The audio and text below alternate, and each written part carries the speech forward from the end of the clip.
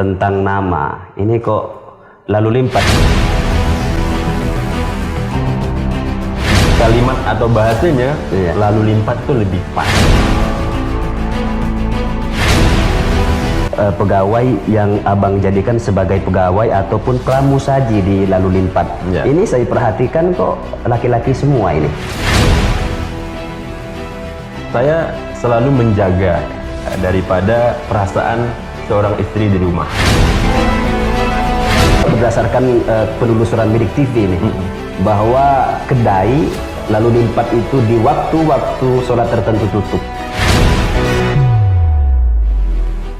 Assalamualaikum warahmatullahi wabarakatuh. Pemirsa Midik TV dimanapun Anda berada, alhamdulillahirabbil alamin.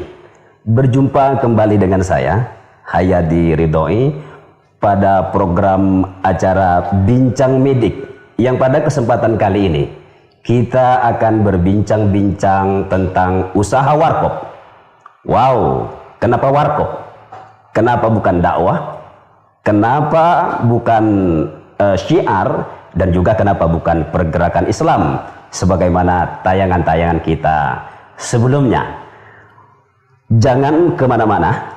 Untuk mendapatkan jawaban dari pertanyaan-pertanyaan tadi, ikuti tayangan ini sampai selesai.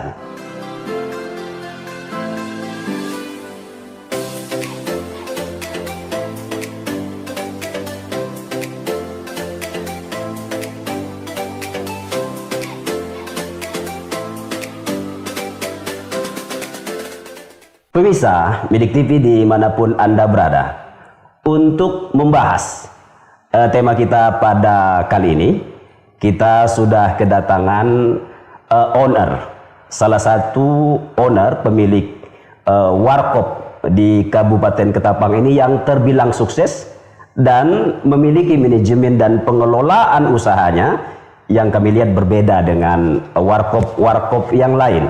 Dan ini tentunya sangat menarik untuk kita bahas dalam pertemuan kita kali ini. Apa dan siapa?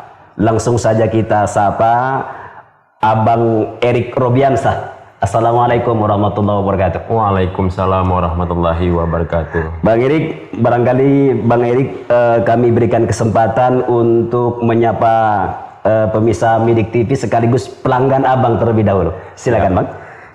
Terima kasih banyak. Assalamualaikum warahmatullahi wabarakatuh. Saya Erik Robiansah selaku pemilik kedai lalu limpat, dan alhamdulillah hari ini saya diundang di acaranya Midik TV, dan saya bersyukur sekali bisa hadir di sini buat memberikan sepatah dua patah kata mungkin untuk bisa didengar pemirsa yang menyaksikan daripada tontonan ini. Mungkin nanti akan bisa menjadi acuan dan juga manfaat untuk kita belajar sama-sama bagaimana mengelola bisnis yang baik secara baik dan benar. Ya, itu saja. Baik, terima kasih Bang Erik. Pemirsa Midik TV, Bang Erik Robiansah adalah owner dari warkop atau kedai ini Bang, pasnya?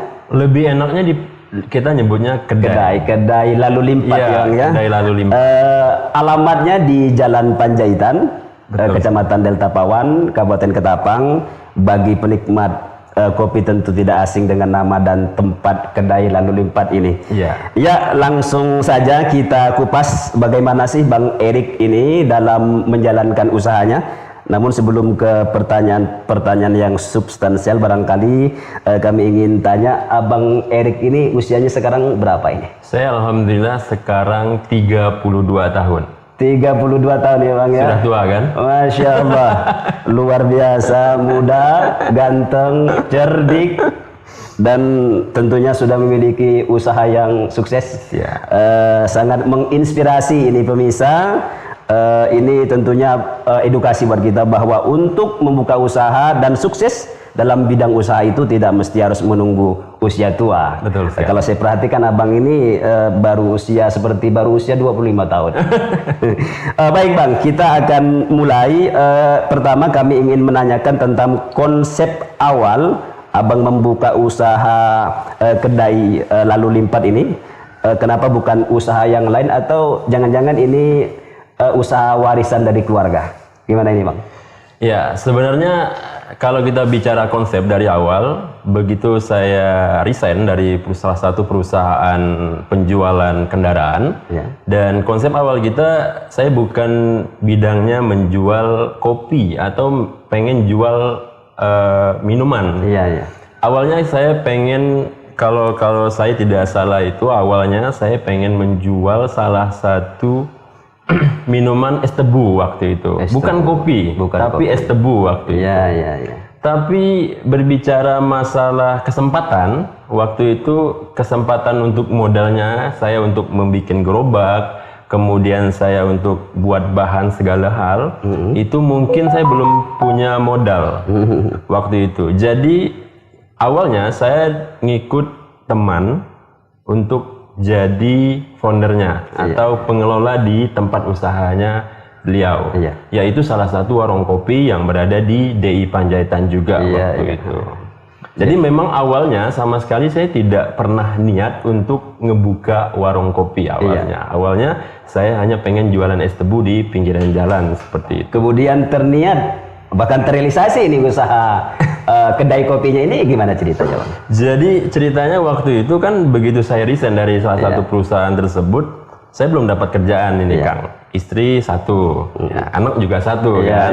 Baru jadi satu, kebutuhan keluarga berarti kan menunggu.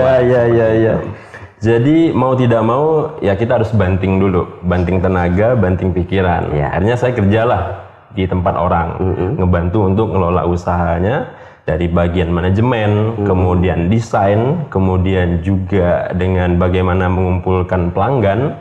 Nah itu saya mulai dari salah satu warung kopi atau kedai yang ada di DI Panjaitan. Nah saya mulai dari sana.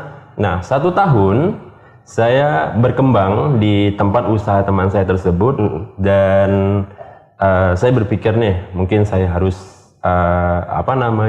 buka sendiri. Nah waktu itu saya mengelola ada pertama di tempat dia, yang kedua di tempat sepupu saya waktu itu, dan yang terakhir itu saya sudah punya planning untuk ngebuka salah satu warung kopi yang saya punya sendiri. Yang sekarang ini ya itu kedai lagu tempat tersebut. Baik, katanya abang buka usaha ini modalnya tanpa bank, tanpa koperasi. Nah kalau begitu modalnya dari mana nih Bang? Sebenarnya ini berat sih saya mau ceritakan, tetapi mungkin bisa menginspirasi teman-teman di rumah dan juga para penonton. Jadi sebenarnya awalnya saya memang agak sedikit berusaha untuk memindset atau mendoktrin diri saya. Sebenarnya usaha itu tanpa modal bisa, karena saya berbicara masalah pengalaman saya waktu di perusahaan dulu. Saya sering didoktrin sama pimpinan saya waktu itu, bahwa sebenarnya usaha itu dibuka tanpa modal itu bisa. Tapi catatannya adalah dengan semangat dulu, keinginan dulu. Nah ini modal dari awal pertama kita membuka usaha. Kalau bicara duit, ya orang pasti tentu duit lah, perlulah masalah duit. Tapi semangat dan motivasi yang pada saat itu kita perlukan.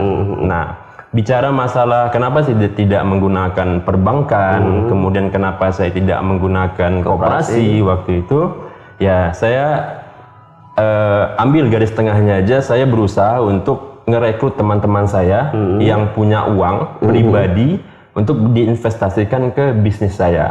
Nah, saya mulai dari itu saja dulu.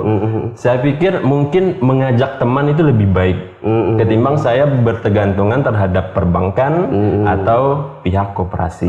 Nah, seperti itu. Akhirnya setelah saya berpikir dan saya bernegosiasi dengan teman-teman saya yang punya uang, ya karena mungkin ridho Allah dan juga karena rezeki, teman saya itu siap menginvestasikan uangnya, dan pada saat itu saya tidak megang uang sama sekali untuk ngebangun. Jadi bisa disebut ini walaupun gagasannya dari abang, tapi usaha ini dibangun secara bersama ya Bang ya? Iya, mengajak merekrut teman-teman tadi itu. Merekrut teman-teman tadi, dan kita kasih jangka waktu selama 1 tahun untuk ngebantu mendirikan bisnis tersebut. Dan usaha itu terjawab hari ini? Iya, terjawab. Alhamdulillah. Baik, berikutnya ini menarik juga nih untuk didalemin tentang nama. Ini kok lalu limpat gitu ya Bang ya, kok bukan apalah begitu, kok lalu ini apa mungkin udah Abang punya makna khusus atau disesuaikan dengan tempat atau apa misalnya nih Bang? Ya, kalau lalu limpat itu sendiri saya beri nama karena berhubungan. Kita itu kan bukanya di pertigaan tuh Kang. Di pertigaan. Ya, di Jalan Haji Agus Salim. Iya. Kemudian ada poros dari Panjaitan. Iya. Pas kita di pojok itu. Jadi konsepnya tersebut, kenapa nama lalu limpatnya bisa ada di kepala saya? Itu ya dari salah satu jalan tersebut, inspirasinya dari jalan tersebut. Karena kalau kita orang Ketapang kan, orang Ketapang lalu lintas misalnya kan udah pas gitu kan. Kemudian lalu lalang juga jadi ini kan nggak enak didengar kan.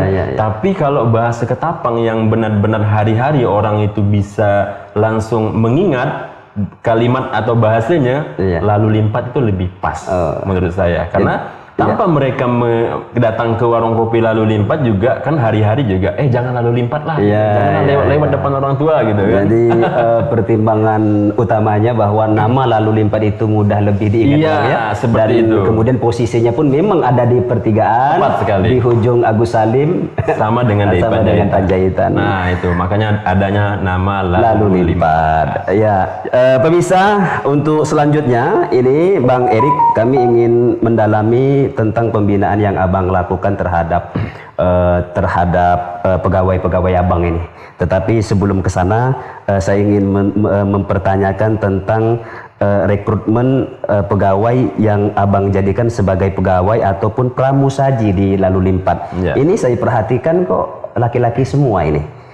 Kenapa bukan pramusaji yang cantik-cantik gitu kan ya? Kan menurut akal kita bahwa dengan pelayanan yang yang pramusajinya wanita yang cantik-cantik biasanya lebih menarik minat dari pengunjung. Nah ini kok Abang beda sendiri ini.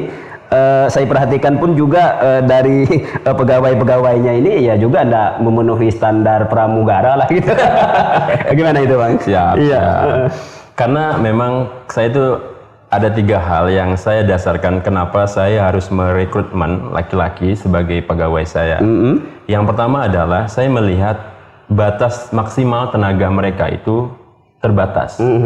Karena saya punya konsep memang dari awal, dari pertama kali lalu limpat dibuka itu saya kepengen bukanya 24 jam. Memang sudah saya rencanakan dari awal saya buka pengennya 24 jam. Jadi saya sudah harus menyusun. Ketika saya punya pegawai perempuan, artinya batas waktu itu ada, kan? Waktu mereka tidak bisa di atas jam 10 malam. Kemudian juga masalah tenaga, mereka juga terbatas. Tidak bisa kita bawa betukang, tidak bisa kita bawa angkat-angkat berat, kan? Dan hal yang paling terpenting adalah saya selalu menjaga daripada perasaan seorang istri di rumah.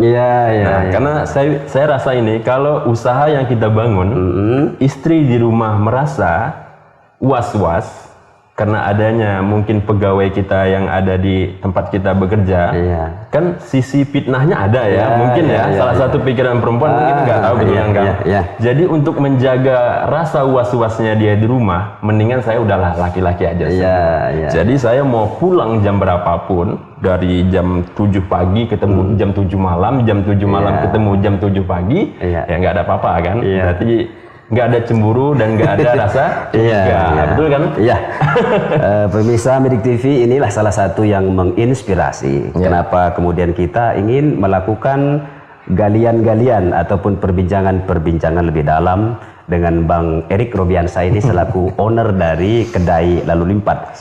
Ini luar biasa, sangat menginspirasi. Beliau sangat cinta dan sayang terhadap istrinya, sehingga beliau sedemikian rupa menghilangkan potensi-potensi fitnah yang ditimbulkan dari salah satu diantaranya dengan usaha yang dijalankan. Baik Bang, ini masih menyangkut dengan pembinaan kepegawaian. Ini saya dengar bahwa Abang ini membimbing langsung pegawai Abang ini bagaimana teknis cara penyajian kopi yang nikmat kepada pelanggan. Ini saya kira yang tidak banyak dilakukan oleh orang lain, oleh owner-owner lain, karena yang saya ketahui itu setiap kedai warung apapun itu kadang-kadang memiliki rahasia-rahasia, bumbu-bumbu rahasia atau teknis-teknis rahasia yang tak boleh diketahui oleh orang banyak, apalagi pegawai. Nah, ini kenapa Bang melakukan itu? Gini, Kan kalau kita berbicara masalah bisnis, bisnis untuk berkepanjangan ceritanya kan. Artinya kita punya masa waktu paling di umur 60, itu pun paling lama. Andai kita tidak mau memberikan resep terhadap orang lain, siapa yang akan melanjutkan bisnis kita? Kalau bukan orang-orang kepercayaan kita dan orang-orang yang bekerja dengan kita. Nah, dari hal inilah saya ambil keputusan bahwa mereka yang bekerja dengan saya itu berhak mendapatkan ilmu saya. Apa yang bisa saya manfaatkan atau apa yang bisa saya berikan saat ini kepada mereka, saya memang memberikan lapangan pekerjaan untuk mereka. Tetapi ada hal lain yang saya tarik adalah saya memberikan ilmu yang bermanfaat untuk mereka. Paling tidak suatu saat, pada saat mereka sudah tidak bekerja lagi di kedai lalu limpah, mereka sudah memiliki ilmu dan mereka sudah memiliki kepercayaan diri untuk membuka usaha. Artinya mereka sudah punya cara untuk ngebangun bisnis mereka sendiri. Nah, dari hal ini yang saya pikirkan adalah mereka membuka usaha, apakah saya tidak takut untuk disaingi bisnis saya tersebut? Betul kan? Betul. Nah, kita kembalikan lagi kepada rezeki. Kan rezeki kita sudah berbeda. Saya takarannya berbeda, Akang takarannya pasti juga berbeda. Walaupun kita ambil garis terangnya, usaha kita sama.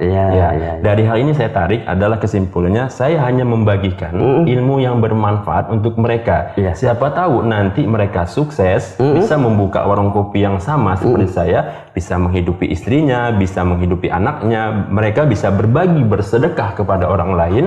Maka manfaat ilmu yang saya kasihkan ke mereka akan selalu ada, walaupun saya nantinya meninggal dunia. Betul kan? Betul sekali. Jadi dalam arti kata abang sama sekali tidak merasa khawatir. Betul sekali. Kalau bukan nanti, bahkan andai kata besok andai kata pegawai abang nih berhenti jadi pegawai abang, buka usaha kopi sendiri, abang tidak khawatir. Khawatir. Karena kenapa tadi rezeki kita takarannya sudah diatur oleh Allah Subhanahu wa taala. Masya Allah, luar biasa. Ini lagi-lagi yang akan menginspirasi kita semua. Baik bang, kemudian di sini abang kan punya aturan main di mana di kedai lalu limpah terhadap pegawai-pegawai abang. Berdasarkan penelusuran Milik TV juga diketahui bahwa abang ini mewajibkan kepada pegawai abang itu untuk absen. Selain itu wajib mendirikan sholat ya bang ya. Nah ini gimana ceritanya nih bang? Terkait dengan kewajiban melaksanakan sholat ini sholat apa ini yang diwajibkan kepada pegawai abang? Apakah 5 waktu atau hanya waktu-waktu sholat tertentu? Jadi untuk menjawab pertanyaan ini mungkin awalnya saya konsepnya tidak seperti itu. Di awal-awal saya buka, saya belum menerapkan konsep seperti itu. Ini terjadi setelah 5 bulan yang lalu saya buat konsep seperti ini. Dan itu saya merekrut mereka. Absen itu lebih penting karena untuk takaran satu usaha, tepat waktu adalah paling kunci utama. Kuncinya kedisiplinan. Kedisiplinan tersebut. Jadi maka saya wajibkan mereka untuk absen. Nah, untuk masalah sholatnya tadi, saya wajibkan mereka untuk sholat. Selama mereka hadir atau bekerja di tempat saya, mereka wajib sholat. Semisal, sip pagi, itu kan ketemu ketemu zuhur sampai asar. Nah, mereka wajib 2 waktu itu untuk sholat. Walaupun mungkin waktunya tidak bisa bersamaan, tapi kan mereka bisa giliran. Nah, dari hal ini yang saya terapkan, yang saya ajarkan kepada mereka, bekerja kita boleh panting tulang, kita boleh mati-matian kerja, kita boleh mati-matian dalam arti katanya bekerja siang dan malam. Tapi kan kita harus ingat bahwa pekerjaan kita yang ada pada saat kita hidup, intinya adalah jangan sampai lupa kepada yang memberikan rezeki. Jangan sampai lupa kepada yang memberikan rezeki. Ini yang saya ajarkan kepada mereka. Mungkin di rumah atau di lingkungan mereka belum dapat ilmu yang seperti ini. Mungkin mungkin di rumah orang tuanya mungkin kemudian di lingkungan juga mungkin. Kemudian kalau di tempat saya kan wajib, artinya mereka tidak bisa membatah atau artinya seperti ini, mereka tidak bisa enggak mau ngikut gitu kan bahasanya. Ini harus wajib ini. Jadi dengan kesempatan saya punya wewenang dalam hal ini, saya mewajibkan mereka untuk beribadah seperti itu. Abang kan biasa kan tidak selalu ada di toko. Betul. Bahkan abang bisa di luar kota. Seperti kemarin 2, 3, 4 harian ada di Pontianak. Bagaimana cara abang memantau pegawai-pegawai abang itu melaksanakan sholat yang abang wajibkan itu? Salah satunya saya menggunakan salah satu aplikasi absen. Jadi ya dalam hal ini mungkin agak sedikit berlebihan ya. Tetapi inilah cara saya mengontrol mereka supaya mereka, saya tahu bahwa mereka tidak membohongi saya pada saat absen sholat tersebut.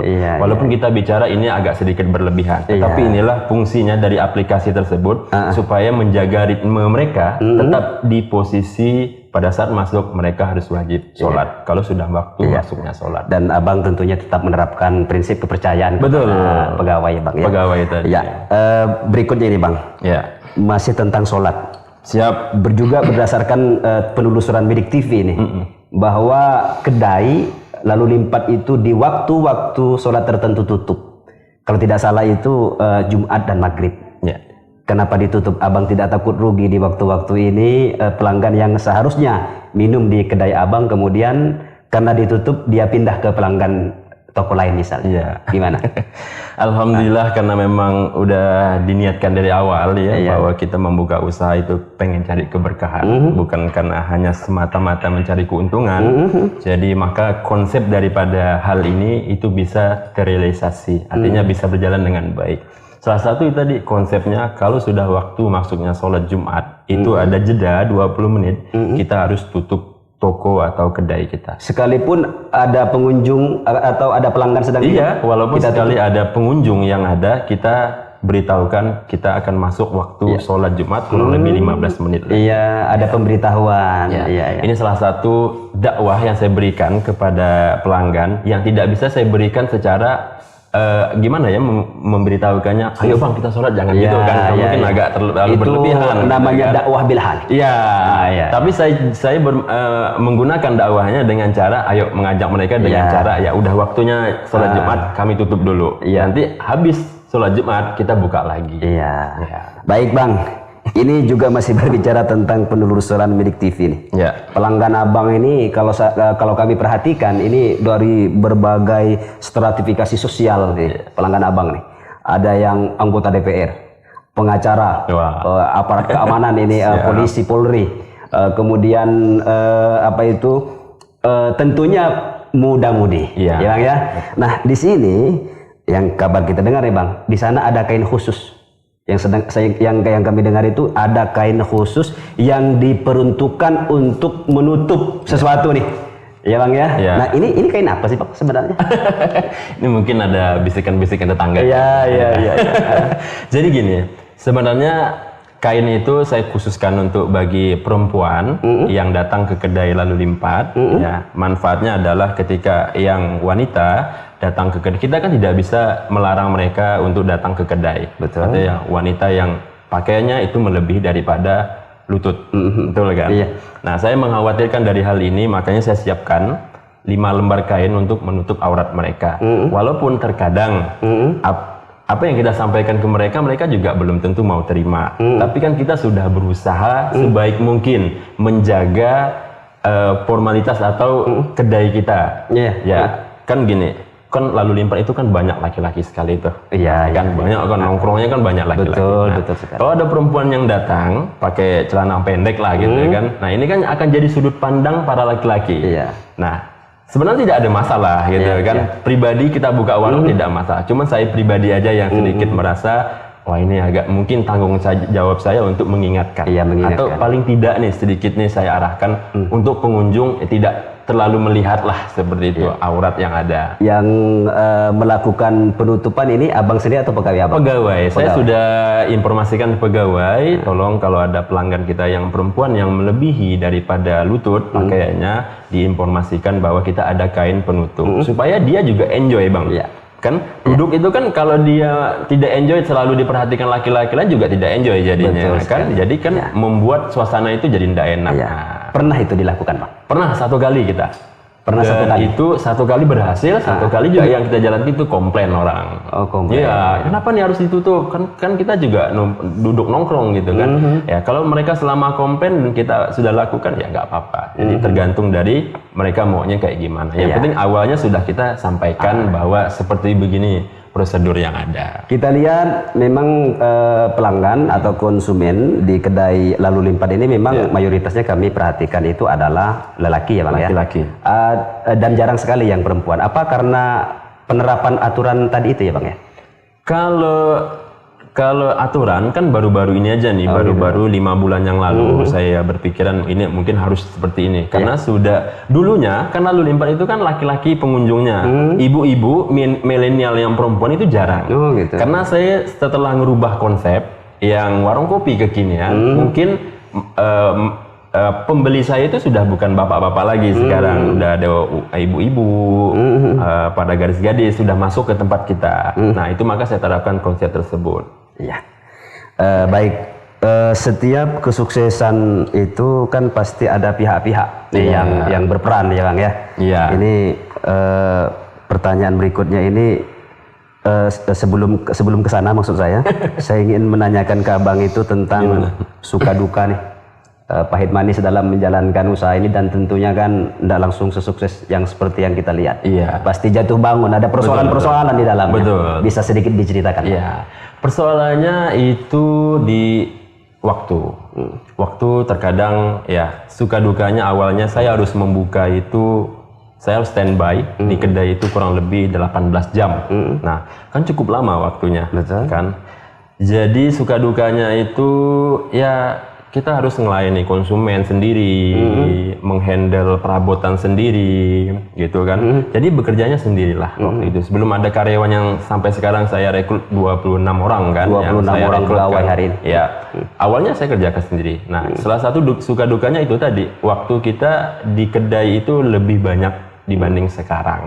Nah, gitu. Nah, yang lebihnya lagi itu waktu itu kita kan pernah mau take over tuh kedai. Ceritanya nih, 6 bulan jalan kedai itu kan saya punya investor tadi nih, 3 orang teman saya. Jadi saya harus kembalikan hutang piutang saya yang mereka abdikan ke kedai lalu lipat. Ya, pada saat itu kan kedai tidak ada untung yang berlebihan, artinya hanya cukup untuk bayar karyawan, bayar operasional, ya tidak ada untung kan waktu itu. Jadi ceritanya saya mau take over lah. Itu selama 6 bulan itu belum berkembang, saya mau take over. Saya carilah ini orang yang mau ambil nih, dari saya take over kan 30, dari saya tawarkan. Awalnya saya tawarkan 50, menurun nggak ada yang mau. Jadi di satu sisi pas ada satu teman saya itu dia mau ambil nih ceritanya. Saya mau ambil nih bro. Tapi kita 50-50 lah, 50-50. Aku kasihkan uang 50 ini, tapi hasilnya kita bagilah 50-50. Nah, pada saat itu saya belum memutuskan. Saya pikir dulu lah nih. Sampai rumah saya pikir, ini kayaknya berat juga nih kalau 50-50 kan. Dia owner, dia investornya, saya foundernya, pengelolanya, saya cuma dapat 50, dia 50. Ya mungkin secara segi bisnis, mungkin ya sama-sama diuntungkan. Cuman waktu itu saya pribadi aja yang terkeberatkan. Gitu. Jadi ya udah saya tanya istri lah nih. Saya tanya istri bilang ke saya itu, udahlah kita lanjutkan aja gitu bahasanya kan. Daripada kita menyerah di tengah jalan. Nah saya kan dulu marketing nih di Honda. Jadi masa marketing Honda nih nyerah sampai di sini gitu kan. Wah waktu itu kan dimotivasi lagi sama istri gitu kan. Nah, ternyata benar gitu kan. Kenapa sih aku harus nyerah sampai sekarang gitu kan, di posisi ini kan baru mau dimulai gitu kan. Ya udahlah, aku ambil keputusan, yang mau investor aku cut, aku jalan sendiri. Waktu itu kan bukanya cuma pagi Kang. Nah sekarang kita bukanya itu pagi lagi. Kemarin kan awalnya kita buka malam. Nah sekarang kita buka dari pagi jam 7 waktu itu. Sampai malam. Iya, itu belum 24 jam. Baru dari jam 7 pagi sampai jam 12 malam waktu itu. Dan alhamdulillahnya itu tadi itu konsumen dari 1 menjadi 2 menjadi 3 dan seterusnya sampai sekarang. Ya, artinya bahwa kita sadari setiap usaha tidak akan mulus ataupun mudah sebagaimana kita membalikkan telapak tangan. Pasti ada kendala-kendala, namun bahwa kalau kita bekali dengan keyakinan ya Bang ya, sungguh-sungguhan, insya Allah akan memperoleh hasilnya, dan Abang sudah buktikan itu. Tadi sepintas ada peran istri nih. Betul. Apakah istri satu-satunya kunci sukses dari usaha yang Abang bangun, atau ada kunci-kunci yang lain? Iya, sebenarnya istri itu adalah sebagian saja daripada 100%. Semisal ini komposisinya dia di 30-40%. Nah, kemudian yang paling sangat saya rasakan adalah itu membangun bisnis adalah saya sedekah. Nah, saya berbagi. Awalnya saya dulu bahasanya pelit lah dengan orang. Mau berbagi ke tetangga juga enggak cukup. Kan kita cuma ngitung gajinya berapa. 2 juta lah katakan. Untuk makan minum kita mau kasih berapa? Untuk sedekah ke orang juga pikir-pikir, betul kan? Iya. Nah setelah itu saya pikir bahwa sedekah itu memang baik. Dan kalau buat teman-teman di rumah atau yang nonton ya, kalau buka bisnis, sedekahnya lah yang paling penting. Ya. Paling penting itu sedekah. Kita dapat berapa hari ini, walaupun 1000, bagi aja ke orang, nggak apa-apa. Walaupun cuma permen bahasanya, tapi ada 1 hari kita bagikan ke orang. Nah, alhamdulillah dari itu berkembang. Dan dari sedekah juga ada yang paling peran penting. Ibu saya, emak saya. Betul kan? Iya. Nah dulu tuh saya sering nih komunikasi dengan ibu nih. Kadang-kadang kita kan waktu remaja kan sering miskomunikasi terhadap orang, egoisnya kita kan tinggi kan waktu itu kan. Nah, kalau ditegur emak juga kita kadang-kadang tersinggung. Ada sedikit kelas bahasa kita tersinggung. Kan gitu. Nah akhirnya saya pikir nih panjang. Ternyata ini juga yang memberatkan rezeki kita. Nah, betul kan? Nah akhirnya saya melakukan pendekatan. Kalau orang tua kan dia kan punya pola pikir kan zaman dahulu. Ini nggak boleh, itu nggak boleh. Ini yang harusnya kita yang lakukan sekarang ini nggak boleh, ya dia boleh gitu kan. Contoh misalnya ya hal-hal yang kecil lah, misalnya pusa gitu kan, jamah gitu kan. Nah kalau kita kan sekarang udah usah lah gitu, bismillah ya udah cukup dah gitu kan. Cuma kan dari pertentangan ini kan menjadi perdebatan. Jadi orang tua kadang tersinggung lah segala hal kan, betul kan kan? Nah ini yang menjadi tersinggungnya orang tua. Jadi dalam hal ini saya selalu perbaikin. Udahlah pokoknya jalani hubungan baik dengan orang tua. Apa yang dia mau saya belikan, apa yang dia mau makan saya belikan, apa yang dia butuhkan saya persiapkan gitu. Nah jadi kuncinya itu sedekah awalnya, berbakti kepada orang tua, nah, dan kemudian sayang istri lah. Pastilah itu. Pemirsa Bedik TV, pemirsa bisa mengikuti tips sukses atau kiat sukses yang dilakukan oleh Bang Erik Robiansah ketika membangun usaha kedai lalu limpatnya. Kunci suksesnya ada 3 tadi. Cinta istri, sayang istri, kemudian sering-sering bersedekah, kemudian perbaiki hubungan dengan kedua orang tua, terutama emak kita, gitu ya Bang ya. Itu paling penting. Baik, mudah-mudahan itu bukan pesan-pesan terakhir ya Bang ya. Ini karena kami ingin secara khusus Abang ini berbagi pesan, berbagi tips lah atau pesan lah begitu ya. Terkhusus ini kepada saudara-saudara kita di sana yang mungkin seprofesi lah dengan Abang. Betul. Kira-kira apa nih yang harus dilakukan agar kita sukses menjalankan usaha kita? Mungkin ini yang terakhir ini. Silakan. Gini, buat kawan-kawan pengusaha atau mungkin samalah bidangnya. Jadi begini, membangun usaha itu kita perlu manajemen. Nah, terkadang kawan-kawan itu yang membuka usaha, dia selalu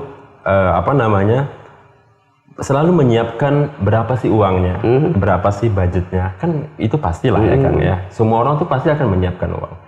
Yang terpenting adalah membuka usaha itu, yang saya pikir dan saya alami sekarang adalah ya, bagaimana kita mempertahankan. Kalau bicara membuka, semua orang bisa membuka usaha, betul kan? Betul. Tapi tidak banyak orang bisa mempertahankan. Nah, mempertahankan ini yang mungkin sedikit orang yang bisa mempunyai konsep. Nah, pertama di tempat kita, yang pertama kita awal yang tadi tidak mempunyai pegawai perempuan, kita laki-laki semua, itu kan sudah termasuk konsep ya. Pada hari Jumat kita tutup di jam mendekati sholat Jumat, dan salah satu lagi maghrib sebelum 15 menit maghrib kita tutup. Ya, tadi salah satu dakwah yang kita berikan secara simbol saja begitu kan. Nah ini konsep ini yang kita selalu yakinkan bahwa kita itu ini adalah salah satu kunci untuk mempertahankan bisnis tersebut. Nah, untuk kawan-kawan juga yang kedua daripada konsep tadi, yang kedua adalah manajemen. Nah, banyak kawan-kawan tidak menggunakan manajemen yang baik dari struktur pembelian barang, kemudian gaji karyawan, kemudian ya hal-hal yang berkaitan dengan kedai lah atau warung tersebut. Nah, tidak dimanajemen dengan baik. Bagaimana absen karyawan, bagaimana gaji karyawan, bagaimana apa saja yang dikerjakan karyawan. Nah, mereka tidak memperhatikan hal-hal tersebut. Nah, kalau di kedai lalu limpat, saya berusaha untuk membangun mereka supaya lebih baik. Contoh, saya merekrut mereka dengan cara saya tersendiri ya, artinya saya membuat mereka itu berpenampilan oke. Nah, kan enak dipandang orang gitu kan, ramah terhadap orang, kemudian buat minuman kan bisa belajar, tapi yang tidak dimiliki orang adalah attitude. Iya, Betul kan? Iya. Cara melayani orang dengan baik itu. Kalau kita bicara kopi enak tidak enak, semua orang mungkin kopi itu kan sudah tahu rasanya pahit, manis gitu ya. Tetapi kalau kita datang ke satu tempat, orang itu sombong misalnya, pelayan itu angkuh, misalnya tidak menyapa gitu, ya kopi tadi pahit, kita akan merasa pahit terus gitu kan. Tapi kalau kopi yang disejukan itu pahit, kalau kita ketemu pelayan yang enak dipandang, mudah bergaul, bisa interaksi dengan kita, ya kadang-kadang kita bisa manggil nih, bang sini bang, tambah dong gulanya, kan itu enak kan gitu kan. Nah kalau di tempat kita itu yang lebih kita tonjolkan, servisnya tadi. Servisnya. Nah, kalau ketika servis sudah bagus, maka ya tadi kopinya akan lebih enak lagi. Iya. Kan gitu. Ya, pemirsa Bidik TV, benang merah dari pesan yang disampaikan oleh Bang Erik Robiansa adalah ketika kita hendak membangun usaha, perhatikan dua hal utama, perjelas konsepnya, atur sebaik-baiknya manajemen. Ya. Insya Allah usaha bukan hanya bisa dibuat, dibentuk, didirikan, namun bisa dipertahankan tadi ya Bang ya. Ya. Kemudian bisa dikembangkan. Bang Erik sudah membuktikan dua konsep tersebut, dan kita pada hari ini memang tidak khusus membicarakan tentang berapa omset dari Bang Erik dari usaha kedai lalu limpatnya, namun pemirsa yang barangkali pernah ingin tahu nanti calling saja secara pribadi, tanyakan kepada beliau berapa omsetnya per bulan di kedai lalu limpat. Baik Bang, menarik. Cuma waktu yang membatasi pertemuan kita pada hari ini. Kami ucapkan terima kasih telah berkenan hadir di Bidik TV, di medianya umat. Siap. Dan pemirsa, kami ucapkan juga terima kasih tonton video ini sampai terakhir, jangan di skip, jangan lupa di like and subscribe, kemudian dibagi. Demikian, wallahul muwaffiq ila aqwamit thoriq. Wassalamualaikum warahmatullahi wabarakatuh. Waalaikumsalam warahmatullahi wabarakatuh.